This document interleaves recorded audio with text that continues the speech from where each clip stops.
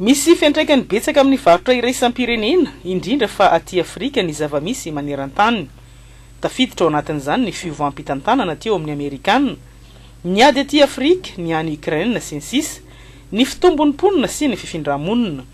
Naompana betsaka tamin'ireo indrindra ity fikaonandoha momba ny varotra iraisam-pirenena no tanterahina teto Casablanca, Maroka ity.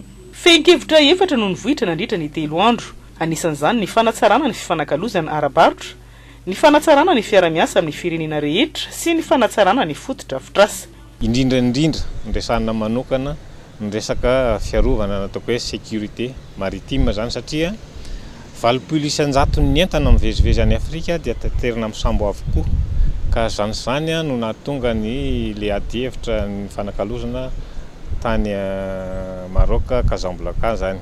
Ka izy io moa zany dia atao hoe isan'ny ainga tamin'ny finiavan'ny mpanjaka Mohamed VI amin'ny fanatsarana ny atao hoe fiaraha-miasa ny firenena tatsimo sy tatsimo na hoe coopération sud-sud fa indrindra ao le resantsika hoe intégration régionale ary isika Madagascar moa dia fantatrareo fa membre ao anatin'le ZLECAf le zone de libre-échange aty Afrika zany. Ho antsika eto Madagascar efa tafiditra tanteraka ao anatin'ny politika ankapobeny fitondram-panjakana izany fanatsarana ny fifandraisana ara-barotra izany, fampiarana azy sisa. Isika raha teo voavy nandray ny fionana tampony voamera ny ranomasimbe Indiana.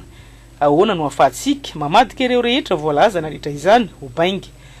Tonga zany ny fotoana ahafahantsika mijery an'izay satria matoa ny olona tonga aty amintsika dia misy ihany ny ataontsika fatokisana antsika ary tsika manana ny otrika rena sy ny fepetra rehetra ahafahantsika tonga amin'izany fahavitatena ara-tsakafo zany.